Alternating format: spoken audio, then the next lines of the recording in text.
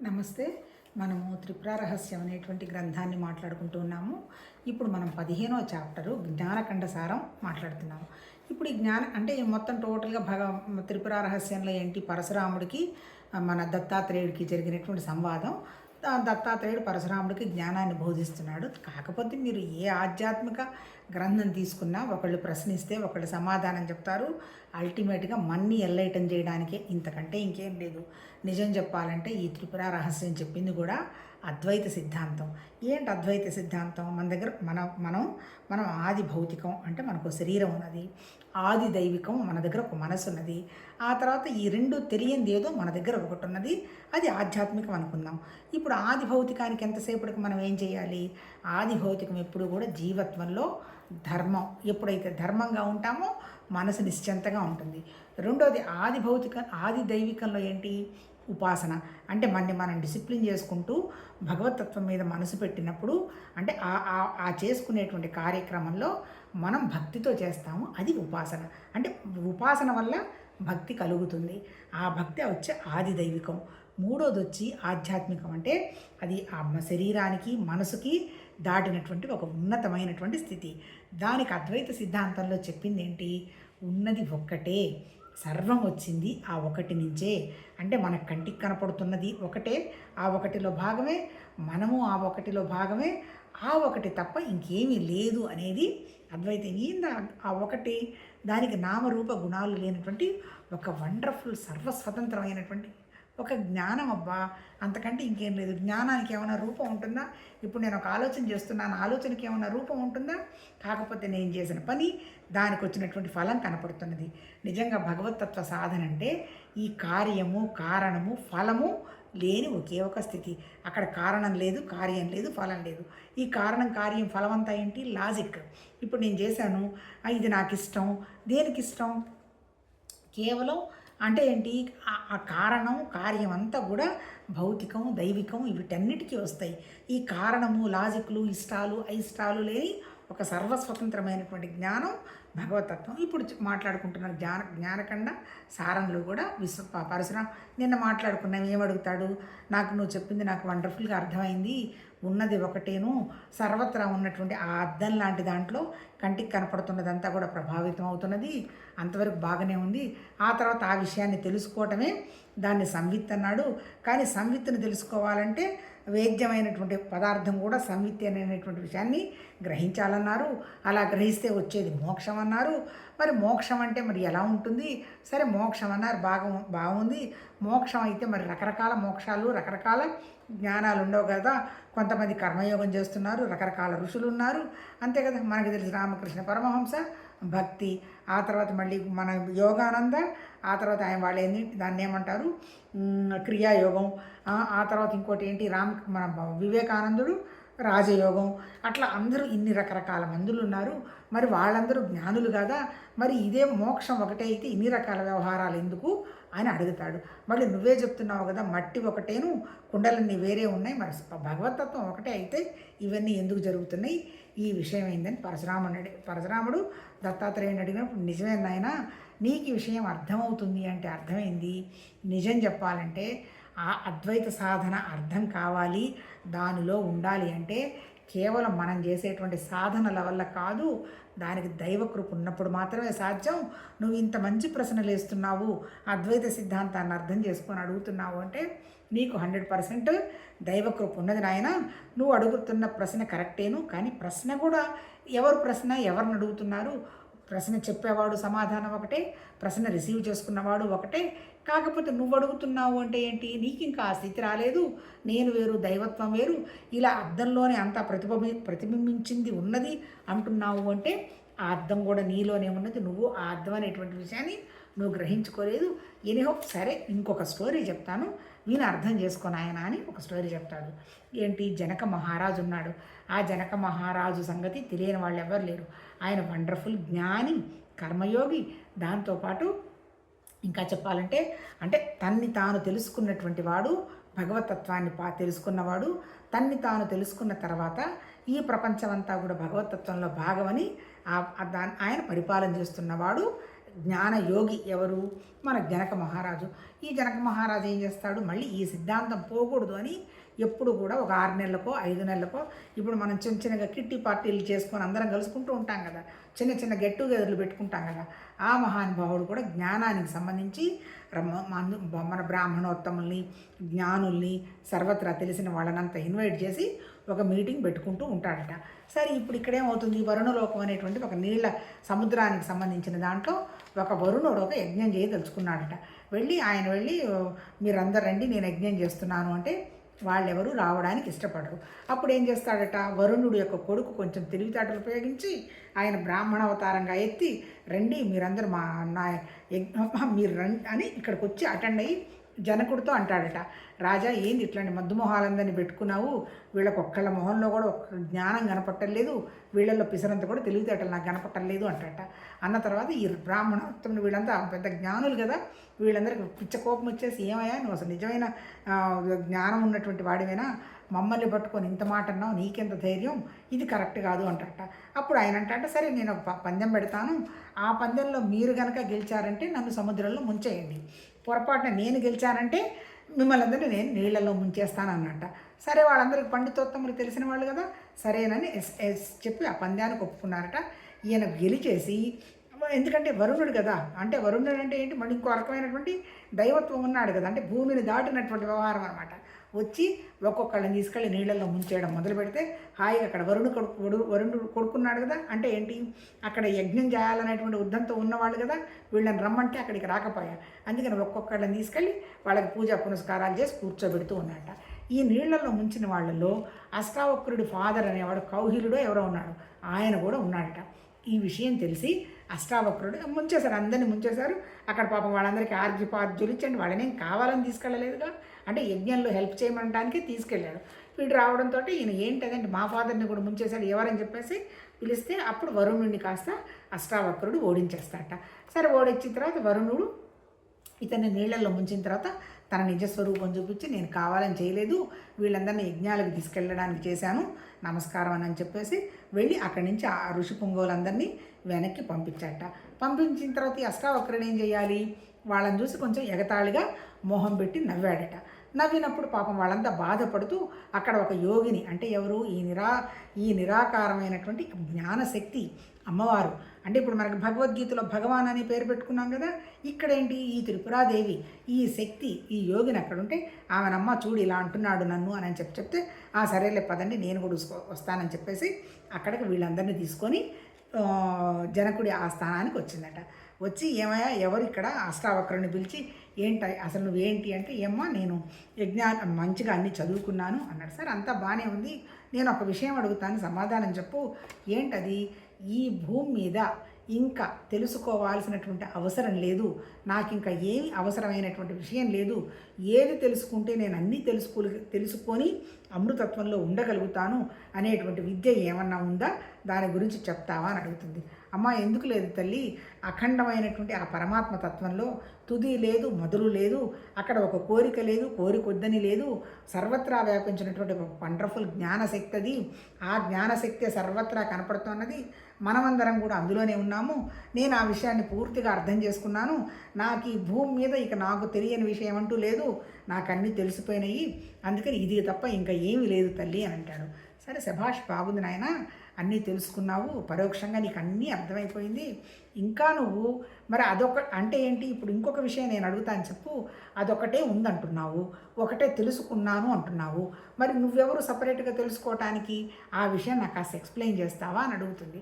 అప్పుడు ఏం రియలైజ్ అయినాడు, ఓహో ఈ అమ్మవారు భగవతత్వం లాగా ఉన్నట్టుంది, నాకు ఇంకా అంత తెలిసినట్టుగా లేదు, అంటే అమ్మవారి ముందు విషయాన్ని అర్థం చేసుకున్నాడు. అమ్మ నన్ను క్షమించు, నాకు అర్థం కావడం లేదు, నువ్వే ఆ విషయాన్ని వివరం చేసి చెప్పు తల్లి అంటాడు. అంటే ఇక్కడ చెప్పదలుచుకున్నది ఏంటి, ఈ విషయం గురించి అంటే ఏంటి, ఈ భగవతత్వం అనేటువంటి విషయము మన ఇంద్రియాలతో మనం కనుక్కోలేము. మరి మనం ఎలా కనుక్కుంటాము, నేను అనేటువంటి భావం పోయినప్పుడు మాత్రమే కనుక్కుంటాం. అంటే ఏంటి, నేను అనేటువంటి భావం ఈ భౌతికంగా ఎలా పోతుంది, ప్రతిదానికి నాకు అది ఇష్టం, నాకు ఇది ఇష్టం, లాజిక్లతో కొట్టుకుంటూ ఉన్నాం. ఈ లాజిక్లు ఉన్నంతకాలం ఎలా కొట్టుకుంటాం? అంటే కార్యానికి కారణానికి ఉన్నది అదే ఒక తత్వం, అందరం అందులోనే ఉన్నాం అనేటువంటి గ్రహించినప్పుడు ఇక్కడ మంచివాడు లేడు, చెడ్డవాడు లేడు, గొప్పవాడు లేదు, తక్కువ వాడు లేదు, ఇదంతా భగవతత్వ ప్రణాళికలో జరిగిపోతుంది అనేటువంటి భావం వచ్చి మనం ఏ సంకల్పం పెట్టనప్పుడు, మనం నిర్వికల్పంగా ఉన్నప్పుడు నేను అదేననేటువంటి విషయాన్ని మనం గ్రహించడం జరుగుతుంది అని ఇక్కడ మనం అమ్మవారు ఎలా చెప్పిందో ఒక్కసారి మళ్ళీ ఇది మనం మన అష్టావక్రుడు చెప్పింది, తర్వాత అమ్మవారు చెప్పింది ఒకసారి టాలీ చేసుకొని చదువుకుందాం, అంటే కొంచెం ఈజీగా అర్థమవుతుంది. ఇక్కడ ఏంటి, దేనిని తెలుసుకుంటే సర్వం అమృతమగునో, సకల సందేహాలు నశించునో, ఇక తెలియబడినది కానీ కోరదగినది కానీ ఏది ఉండదో అటువంటిది తెలిస్తే నీకు వెంటనే చెప్పబోయా అష్టావక్ర అని ఈ అమ్మవారు అడుగుతోంది. దానికి ఇలా అన్నాడు, అది నాకు తెలుసు తాపసి, మరలా చెప్తున్నాను వినుము. నాకు ఈ లోకంలో తెలియంది లేదు. ఎవరు? అష్టావక్రుడు. ఇది ఎంత, నేను సకల శాస్త్రాలను అనేక పర్యాయాలు తిరగేశాను. అంటే మహర్షులు చెప్పినవన్నీ నేను చాలాసార్లు చదివాను, అర్థం చేసుకున్నాను. నేను ఇదిగో నీవు అడిగింది అది సకల జగత్తుకు కారణం చెప్తున్నాను నేను. దానికి ఆది మధ్యాంతాలు లేవు. అంటే మన ఆకాశంలాగా, అంటే ఇప్పుడు మొదలైంది ఇప్పుడు ఎండ్ అవుతుంది అనేటువంటి విషయాన్ని మనం చెప్పలేము. అది దేశ కాలాల చేత పరిమితం కాదు. అంటే ఏంటి, మన సృష్టి ఏంటి, టైము స్పేసు ఆబ్జెక్ట్కి సంబంధం లేదు. నిజం చెప్పాలంటే భగవతత్వం అనేది ఆ నిరాకారమైనటువంటి జ్ఞానంలో నుంచి ఆకాశంలోంటి ఖాళీకి ఒక శబ్దంలాగా, అంటే ఒక కదలికలాగా వ్యక్తమైతే దాన్నే ప్రాణం అంటే, ఆ ప్రాణాన్ని కాలం తెలుసుకుంటే, అంటే ఏంటి ప్రాణము కాలం తెలుసుకుంటే ఎక్కడి నుంచి వచ్చిన ఇవి ఖాళీ లాంటి ప్రదేశంలోకి వచ్చిన తర్వాత వాటిని 3 గుణాలని బ్రహ్మ విష్ణు మహేశ్వర్లని సృష్టి మనం చేసుకుంటూ పోతే అదేంటి అంటే ప్రకృతి, అంటే వచ్చిందంతా ప్రకృతి. కానీ ఈ ప్రకృతి ఎక్కడి నుంచి వచ్చింది? ఆ నిరాకారమైనటువంటి జ్ఞానమే దీనికి శక్తి అందిస్తుంది. కానీ ఆ శక్తిని పట్టుకొని ఇది వ్యాపింప చేసుకుంటూ పోతుంది. ఈ వ్యాపింప చేసుకోవటాన్ని ఎక్స్పాన్షన్ అంటారు. అంటే ఇప్పుడు ఇక్కడ మనకు ఆధ్యాత్మిక సాధనలో నిజంగా చెప్పింది ఏంటి, ఉన్నది ఒకటే అనే రకంగా మనం కూడా మన మనసును ఎక్స్పాండ్ చేసుకోవాలి. ఇప్పుడు మనం అట్లా దానికంటే కూడా మన సృష్టిని మనం ఎక్స్పాండ్ చేసుకుంటున్నాం, అంతే కదా. మా ముత్తాత, మా తాత, మా నాన్న, నేను, నా పిల్లలు, నా మనవాళ్ళు ఇదంతా ఏంటి ఎక్స్పాన్షన్. కానీ ఒరిజినల్గా ఎవరు? ఒరిజినల్గా ఉన్నది ఒక ఒక ఒక ఒక భగవతత్వం అనేటువంటి ఒక రూపం. మరి ఈ ప్రకృతి అంతా దాంట్లో నుంచి ఎక్స్పాండ్ అవుతూ వస్తుంది. ఇప్పుడు ఇక్కడ ఈ మహానుభావుడు ఏం చెప్తున్నాడు, అష్టావక్రుడు అమ్మకు చెప్తున్నాడు, ఆమె ఒరిజినల్గా జ్ఞానం ఏం చెప్తున్నాడు, ఇది అఖండము, సర్వత్రా వ్యాపించున్నది, టైము స్పేసు ఆబ్జెక్ట్ దీనికి సంబంధం లేదు, ఒక నిరాకారమైనటువంటి సర్వత్రమైనటువంటి జ్ఞానం. తర్వాత ఇది దేనికి పరిమితం కాదు, అంటే దానికి ఆ కోరికలు ఈ కోరికలు అలాంటివి ఏమీ లేదు, ఇది చాలా స్వచ్ఛం, ఇది శుద్ధం, అఖండం, చిదాత్మకం, అద్దంలోని నగరం వలె ఈ జగత్తంతా దేని యందు విరాజిల్లుతున్నదో అదే పరమపదం, దానిని తెలుసుకున్నవాడే నిశ్చలం అమృతమైన స్థితిని పొందును అని చెప్తున్నాడు. అంటే ఏంటి, ఎవరికైతే ఆ నిరాకారమైనటువంటి శక్తి అనుభవంలోకి వస్తుందో 100% తెలుసుకుంటాడో వాడు నిశ్చింతగా నిశ్చలంగా ఉంటాడు అని చెప్తున్నాడు. దాని ఇంకా చెప్తున్నాడు, అద్దాన్ని గురించి తెలుసుకున్న తర్వాత దాని అందు ఎన్ని బింబాలున్నా కనిపిస్తున్నా అన్నీ అసత్యాలు. అంటే ఏంటి, స్వచ్ఛంగా ఉన్నటువంటి అద్దం ఒక్కటే సత్యము, ఆ భగవతత్వ జ్ఞానం ఒక్కటే సత్యము. దానికి సంబంధించినటువంటి ఎన్ని రకాల ప్రపంచాలున్నా, ఎన్ని రకాల మనుషులున్నా, ఆ తర్వాత ఎన్ని వ్యవహారాలున్నా అదంతా అసత్యం. సత్యం అదొకటే. ఎందుకు? అదుండబట్టే ఈ అసత్యం అంతా కూడా మనకి గోచరిస్తుంది అని చెప్తున్నాడు. అర్థమే సత్యం అనే విషయంలో ఎలా సందేహం కలగదో అలాగే పరతత్వానికి తెలిసిన వానికి జగత్ అసత్యం అనేటువంటి విషయంలో సందేహం కలగదు. ఎవరైతే జ్ఞానస్థితికి వస్తాడో, విషయాన్ని అర్థం చేసుకుంటాడో, ఈ ప్రపంచం అంతా జస్ట్ ఒక నాటకం, ఒక మాయ, ఇది అసత్యం, దీనికి పిసరంత విలువ ఇవ్వాల్సినటువంటి అవసరం లేదు అనేటువంటి విషయాన్ని అర్థం చేసుకుంటాడు. ఎవరు అర్థం చేసుకుంటాడు? అద్దం లాంటి స్వచ్ఛమైనటువంటి పరతత్వం, భగవతత్వం తప్ప ఇంకేమీ లేదు అని ఎవడైతే గ్రహిస్తాడో వాడికి ప్రపంచం, ఈ ఆస్తులు, ఈ హంగామా, మనుషులు ఇదంతా ఒక నాటకం. పైన నాటకం జరుగుతుంది కానీ లోపల పిసరంతా కూడా పట్టించుకోడు, ఇండిఫరెంట్గా ఉంటాడనమాట. అటువంటి వానికి అసత్యమైన జగత్తులో తెలియంది కోరదగింది ఏముండదు. మరి ఇదంతా అసత్యం, ఇదంతా నథింగ్, ఇదంతా నాటకం అన్నప్పుడు ఇందులో నాకేదో ఒక గొప్ప పేరు రావాలి, నాకేదో గొప్ప ఆస్తులు రావాలి, నన్ను అందరూ గౌరవించాలి, ఇదంతా ఫూలిష్నెస్ కదా. ఇక్కడ మనం కట్టే కట్టడాలు అవన్నీ కూడా అసత్యం. ఎప్పుడు ఒక ఎర్త్క్వేక్ వస్తుంది, టక్కుమని అన్నీ కూలిపోతాయి. అంటే ఎప్పుడు ఏం జరుగుతుందో ఎవరికి తెలియదు. ఆ తెలియనటువంటి భాష గురించి అందులోనే నేను ఇంత గొప్పదాన్ని, నేను ఇంత అందమైన దాన్ని, నా అంత వాళ్ళు లేరు అని అనుకోవాల్సినటువంటి అవసరం ఉందా? ఇలా ఎవరికైతే జ్ఞానం తెలుస్తుందో వాడెవడు అనుకోడు, ఇంత కూడా విలువివ్వడు అంటున్నాడు. ఇటువంటి ఆత్మ ఒక్కటే అటువంటి ఆత్మ జగత్తుని ఇంక ఏం కోరుకొని ఆడవాలి? ఇటువంటి ఆత్మ ఒక్కటే చేతనం. తక్కిన జగత్తంతా అచేతనమగుడిచే దానిని తెలుసుకున్నట్టుకు ఇంకొక చేతనుడు లేకపోవడు చేత అది తెలుసుకొనబడదు. ఇలా శాస్త్ర దృష్టితో నీవు అడిగిన తత్వం నిరూపించబడుచున్నది. ఇటువంటి ఆత్మ అనేది ఒకటే చేతనం అయితే ఇంకా దాన్ని తెలుసుకునేవాడెవడు? తెలుసుకోవడానికి ఇక్కడ ఎవరున్నారు? ఈ తెలుసుకునే వాళ్ళంతా కూడా మాయే. అంటే తెలుసుకోబడినటువంటి పదార్థం ఒకటే ఉన్నది, దాన్ని మనం తెలుసుకోలేము. కాకపోతే దాంట్లో వచ్చిందంతా కూడా అసత్తు అనేటువంటి విషయం చెబుతూ ఇటువంటి ఆత్మ ఒకటే చేతనం, తక్కిన జగత్తంతా అచేతనం ఒకటిచే దాన్ని తెలుసుకున్నట్టు ఇంకొక చేతనుడు లేకపోవడం చేత అది తెలుసుకొనబడదు. అంటే ఏంటి? అలాంటిదే ఇంకో పదార్థం, జ్ఞానం లాంటి జ్ఞానం ఇంకొకటి లేదు కాబట్టి జ్ఞానాన్ని తెలుసుకోలేదు. అందుకని ఇది జ్ఞానం అని తెలియాలంటే కూడా అది దానికే తెలుస్తుంది తప్ప దాంతో ఇలా ఉంది అనేటువంటి దానికి ఉదాహరణ లేదు. ఏమీ పదార్థం లేకుండా ఒకే ఒక భావంతో ఈ సృష్టి అంతా వ్యక్తమైంది. అంటే ఏంటి? కనపడుతున్న సృష్టి అంతా జస్ట్ భావం ఇతర చేస్తే ఉండేది అదొకటే, ఇదంతా ఏమీ లేదు అని చెప్తున్నానమ్మా.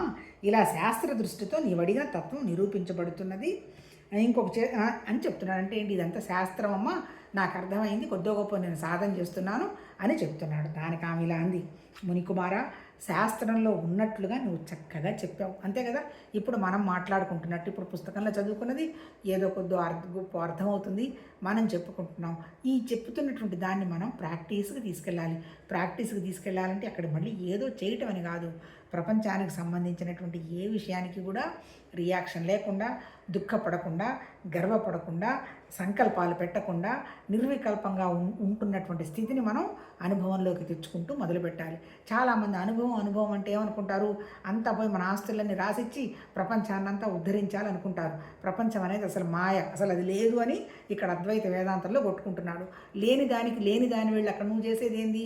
అందుకని ఆ లేనిదేదో నువ్వు గ్రహించుకో, అంతా ఒకటేననేటువంటి విషయం నీకు తెలుస్తుంది అంటాడు. అందుకే అద్వైత సాధనలో ప్రచారం లేదు, జస్ట్ విచారణే. మరి ఇదంతా నేను కనిపెట్టాలి, నా దగ్గరే ఉన్నది, నా సంకల్పాలు పోగొట్టుకోవాలి అని చేసుకోవాల్సింది ఎవరు? నేనే చేసుకోవాలి. మరి ఇదిగోనమ్మ ప్రపంచం ఉంది కదా, పిల్లలు ఉన్నారు కదా, ఇక్కడికి వెళ్ళాల్సి వస్తుంది కదా, మరి సంకల్పం లేకుండా ఎలా ఉంటుంది? ముందు సంకల్పం చేసే అపని మర్చిపో. నిన్న జరిగిన విషయం మనసులోకి తీసుకురావాకు, రేపు జరగబోయే వాటి గురించి అసలు పిసరంతా కూడా మాట్లాడవాకు, ఆలోచన చేయవాకు. అప్పుడు నీ స్థితి నిర్వకల్ప స్థితిలో నువ్వు ఉండడం జరుగుతూ ఉంటుంది. నీ సంకల్పాన్ని నువ్వు ఇమాజినేషన్ చేసుకుంటూ పోతే మంచిని ఎలా ఇమాజినేషన్ చేసుకుంటావో చెడ్డను కూడా అలా ఇమాజినేషన్ చేసుకుంటావు. లేని దాన్ని ఊహించుకుంటూ ఉంటావు, ఉన్నదేదో గొప్ప అనుకుంటూ ఉంటావు. ఆ స్థితి పోందే, నీ ఎక్స్టర్నల్ స్థితి పోందే, నీ అంతర్గత స్థితి వచ్చే క్వశ్చన్ లేదని ఈ అమ్మవారు చెప్తున్నది. విందాం ఒకసారి. అయ్యా బాగా చెప్పావు, చక్కగా అందరూ మంచి ప్రవచనాలన్నీ బాగానే ఉన్నాయి. కాకపోతే నీకు తెలిసినటువంటి జ్ఞానం నీకు అనుభవానికి రావాలంటే నువ్వు ఉండకూడదుగా. ఇప్పుడు నేనున్నాను, చెప్తున్నాను, నేను సపరేటు, భగవతత్వం సపరేటు కాదు, అంతా నేనే అనుకున్నప్పుడు ఈ చెప్పేవాళ్ళు ఎవరు ఇక్కడ ఉండకూడదు. ఆమె ఏం అడుగుతుందో చూద్దాం. అమ్మవారు శాస్త్రంలో ఉన్నట్లుగా నువ్వు చక్కగా చెప్పావు, ఇది సర్వసమ్మతమే. కానీ దానిని తెలుసుకున్నవాడే నిశ్చలం అమృతమైన స్థితిని పొందును అని చెప్పావు. అంటే ఎవరైతే భగవతత్వ స్థితిని అర్థం చేసుకుంటాడో వాడికి ఏమొస్తుంది? ముందు 100% మానసిక శాంతి వస్తుంది. తర్వాత అమృతమైన స్థితి. అమృతం అంటే ఏంటి? చావు లేదు. దేనికి చావు లేదు? మన శరీరానికి ఇక చావు లేదు. ఎందుకు శరీరానికి చావు లేదు? ఉన్నదంతా ఒకటే అయినప్పుడు శరీరం అనేది ప్రకృతి ఉంటుంది, వస్తుంది, పోతుంది. జస్ట్ ఇది మాయ. ఇప్పుడు నువ్వేం చెప్పావు? అటువంటి స్థితిని ఎవడైతే నిశ్చలమైన స్థితిని కనుక్కుంటాడో వాడు నిశ్చలంగా ఉంటాడు, వాడి స్థితి అమృతం అని చెప్పావు కదా. మరి తరువాత దానిని తెలుసుకున్నట్టుకు ఇంకొక చేతనుడు లేకపోవడం చేత అది తెలుసుకొనబడదు అని చెప్పావు. ఎవరికైతే ఆ స్థితి అర్థమవుతుందో వాడు అమృత తుల్యుడు అన్నావు, బాగుంది. రెండోది ఏమన్నావు? ఆ స్థితిని తెలుసుకోవడానికి ఇంకొకడెవడు లేడన్నావు. ఎందుకు లేడు? అందరూ ఉన్నదంతా మాయా ప్రకృతి అయినప్పుడు ఆ భగవతత్వానికి తెలుసుకోవడానికి భగవతత్వంలాగా ఇంకోటి ఏమీ లేదు కదా, అది ఎవడు లేడని నువ్వే అన్నావు. అలాంటప్పుడు తెలుసుకొనబడదు అన్నావు. అంటే ఏంటి? ఉన్నదంటే ఉన్నది, లేదంటే లేదు. ఎందుకు ఉన్నది అని ఎవరికి తెలుసు? మనకి తెలియదు, తెలుసుకోలేకపోతున్నాం. కానీ లేదని చెప్పగలుగుతామా? మన ప్రాణం ఉంది అంటే ఉండి ఉంటుంది. అంటే ఉన్నదంటే ఉన్నది, లేదంటే లేదనే మన ఋషులు చెప్పటం జరిగింది. ఎగ్జాక్ట్గా ఇది ఇలా అని వాళ్ళు ఎవ్వరూ డిస్క్రైబ్ చేయలే. ఇక్కడ ఈ మహానుభావురాలు ఈ అమ్మ, ఈ నిరాకారమైన శక్తి కూడా అలానే మనకు చెప్పబోతోంది. విందాం. తర్వాత దానిని తెలుసుకున్నట్టు ఇంకొక చేతనుడు లేకపోవడం చేత అది తెలుసుకొనబడదు అని చెప్పావు. ఇది మొదటి చెప్పిన దానికి విరుద్ధం. ఉన్నది తెలుసుకుంటే సంతోషంగా ఉంటానన్నావు. రెండోది ఏం చెప్తున్నావు? తెలుసుకోవడానికి తెలుసుకునేవాడు ఎవడు లేదన్నావు. మరి ఆ సెంటెన్స్కి ఈ సెంటెన్స్కి తేడా ఉందిగా, అది మనం కనుక్కోలేము. కానీ తెలుసుకుంటే నిశ్శబ్దంగా నిశ్చలంగా ఉంటానన్నావు. మరి ఇది తెలుసుకునేటకు సాధ్యమే కానిదైతే నీకెట్లా తెలిసింది? ఎంత వండర్ఫుల్ అసలు వాళ్ళ లాజిక్ అబ్బా. ఇదంతా పుస్తక రూపంలో, అమ్మ రూపంలో మనుషులు చెప్పడం జరిగింది తప్ప మనం విచారణ చేసుకుంటామని. ఏ విషయానికైనా మనం విచారణ చేసుకోవాలబ్బా. మనం విచారణ చేసుకోము, ప్రూవ్ చేసుకోవడానికి ప్రయత్నం చేస్తాం. ఏదో జరిగింది ఏది దానివల్ల నీకు వచ్చే నష్టం, కానీ అక్కడ ఇది ఇలా జరిగింది కదా, దానికి మళ్ళీ ఇలా జరిగింది కదా, మళ్ళీ ఇక్కడ నేను గ్రేటే కదా అని బోడి స్టాంపులకు ప్రయత్నం చేస్తాం. ఈ భగవతత్వానికి చెప్పిందంతా నిజంగా దేవుడి గురించి చెప్పింది ఏమీ లేదు. మన స్టోరీలే, మనం రోజు చేసే పనులే. ఎంతసేపటికి మనం గొప్పగా చూపించుకోవటానికి ప్రయత్నం చేస్తాం. లేదు అంటే నిన్న జరిగిన దానికి నా తప్పేం లేదు, అంతా నాదే కరెక్ట్ అని జస్టిఫికేషన్ కోసం ప్రూవ్ చేస్తాం. ప్రూవ్ చేసుకోవటం, జస్టిఫికేషను, ఎదురుగా జరిగిన విషయం ఎంత మాయో ఈ ప్రూఫ్ జస్టిఫికేషన్ కూడా అంతే మాయ. చాలామంది అనుకుంటారు, మన అందరూ అబ్జర్వ్ చేస్తుంటారు అనుకుంటారు. ఎవరికి టైం లేదు. అసలు నిజంగా పిల్లలకి చెప్పకపోతే ఎట్లా అంటారు. పిల్లలకి చెప్పేది మనం జరిగిపోయిన విషయాలేగా. మన జరిగిపోయిన విషయాల మీద వాళ్ళకి పిసరంతా కూడా ఇంట్రెస్ట్ లేదు. ఎందుకంటే మళ్ళీ ఇప్పుడున్నటువంటి పరిస్థితులు అవన్నీ కొత్తవి. మరి ఇప్పుడు మనం పోయి చెప్పి మన నోరు వేస్ట్ చేసుకొని మన మాట వినలేదని టెన్షన్ పట్టడం తప్ప ఒరగబోయేది ఏం లేదు. మరి ఏదో ఒకటి జరగాలి కదా, జరుగుతుంది. జస్ట్ ఒక నాటకం అనేటువంటి విషయంగా మనసుకు తెలిస్తే మనసు నిశ్చలంగా ఉంటుంది. ఇప్పుడు ఇక్కడ చెప్తున్నది కూడా అదేనబ్బా. నువ్వు తెలుసుకోలేదన్నావు, తెలుసుకుంటే సంతృప్తిగా ఉందంటావు. తెలుసుకోవటానికి తెలుసుకునే చేతనుడు ఎవడు లేదన్నావు. మరి తెలుసుకునేది ఎవరు? నువ్వు ఎలా తెలుసుకున్నావు అని అడుగుతున్నాను. రెండు సెంటెన్సులు తేడా ఉందని మనకే అర్థమవుతుందిగా. ఫస్ట్ ఏం చెప్తున్నాడు? అది తెలుసుకున్నాం, హ్యాపీగా ఉంటాం. భగవతత్వానికి సంబంధించి మనకొక ప్రయాణం మొదలయ్యింది. ఈ ప్రయాణంలో మనం హాయిగా ఉంటాము అన్నాము. మరి అసలు అక్కడ అది ఉందో లేదో మనకి ఎవరికి తెలియదు. కాకపోతే ఏదో ఉంది అనేటువంటి విషయం ఉంది, దానికోసం ప్రయత్నం చేస్తున్నాం అంటాం. ఒక మహానుభావుడు చెప్పటం ఏంటంటే, నీకు తెలియని దాని గురించి నువ్వు ఎప్పుడైతే మనసు పెట్టి ప్రయత్నం చేస్తూ ఉంటావో దానివల్ల బుద్ధి వికాసం చెందుతూ ఉంటుందబ్బా. బుద్ధి వికాసం చెందితే సత్యం అసత్యం మనకు అవగాహనకు వచ్చేస్తుంది. ఇప్పుడు చూడు, వీళ్ళ లాజిక్ చూడు, వీళ్ళకి ఎంత బుద్ధి వికాసం చెందుంటే ఇంత వండర్ఫుల్గా రాస్తారు. అసలు ఇదేమన్నా మనకు అర్థం అయితే వస్తుందా? ఏం చెప్తున్నాడు? నాయన నువ్వేను సర్వత్రా ఉన్నది భగవతత్వం అన్నావు, చాలా బాగుంది, నాకు నచ్చింది. అదొకటి తప్ప ఇంకోటి ఏమీ లేదు. కంటికి కనపడుతున్నదంతా ప్రకృతి అంతా దాంట్లో ప్రతిఫలిస్తుంది, మనం కూడా అందులోనే ఉన్నావు అన్నావు, అది అర్థమైంది. నువ్వు మళ్ళీ రెండో సెంటెన్స్ ఏమన్నావు? అలాంటి స్థితి కనుక నాకు అర్థమైతే మై లైఫ్ ఈజ్ బ్యూటిఫుల్, అమృతత్వం, నాకు ఇంకా పొందాల్సింది ఏదీ లేదని నువ్వు అన్నావు, బాగానే ఉంది. రెండోసారి ఏం చెప్తున్నావు? అది నేను కనుక్కోలేవు అన్నావు. ఎందుకు? చేతనుడు మాత్రమే చేతనత్వాన్ని కనుక్కుంటాడు. అంటే జ్ఞానాన్ని కనుక్కోగలుగుతుంది. ఉన్నది ఒకటే జ్ఞానం, రెండో జ్ఞానం ఇక్కడ లేదు, దాన్ని కనుక్కోలేము అంటున్నావు. మరి ఏంది రెండు సెంటెన్స్లు ఇలా చెప్పామని అడుగుతుందబ్బా తల్లి. మరి తెలుసుకోవడానికి నిజమే చెప్పావు, బాగానే ఉంది. తెలుసుకోవటానికి సాధ్యమే కానిదైతే మరి నీకెట్టా తెలిసింది? నువ్వు కూడా ప్రకృతేగా. ఒక్క జ్ఞానం తప్ప మిగిలిందంతా ప్రకృతే కదా. తెలుసుకోలేరు అంటున్నారు. మరి నువ్వెట్ట కనుక్కున్నావు అది? ఇప్పుడు గురువులు ఉంటారు, వాళ్ళకి తెలిసింది అంటారు, మీకు తెలియదు అంటారు. మరి వాళ్ళకి తెలిసినప్పుడు మనకు మాత్రం ఎందుకు తెలియదు? అంటే విచారణ. దానికి చూడండి చెప్తాడు, నీకు తెలియకపోతే అది నాకు తెలియదు కావునా లేదు నిరూపించుము. అది ఉన్నది నాకు తెలుసు అని అంటే అది తెలియబడదు అని చెప్పకూడదు. ఇప్పుడు ఇక్కడ అబ్బాయి ఎంత బాగా చెప్తుంది చూడండి. అని సాధ్యం ఏమంటుంది? ఒక సెంటెన్స్కి విరుద్ధం కదా. మొదటిది ఏమన్నావు? తెలుసుకుంటే నిశ్చింతగా అమృత స్వరూపంలో ఉంటాను అన్నావు. రెండోసారి ఏమంటున్నావు? అది నేను తెలుసుకోలేను అంటున్నావు. ఇక్కడ ఆమె ఏమంటుంది? నిజంగా తెలుసుకున్నటకు సాధ్యం కానిదైతే నీకెట్లా తెలిసింది? నిజమే కదా, నువ్వు కనుక్కోలేకపోవాలి కదా. మరి నీకు తెలియకపోతే అది నాకు తెలియదు కావునా లేదు అని నిరూపించుము. ఇప్పుడు ఎవరు కనుక్కోలేరు అని అన్నావు. అప్పుడు నువ్వు చెప్పు, నాకు ఇది ఎవడు కనుక్కోలేడమ్మా, అవసరం లేదు, దానికోసం అంత పోరాడాల్సిన అవసరం లేదు, నువ్వు చెప్పు, అది నాకు నిరూపించు.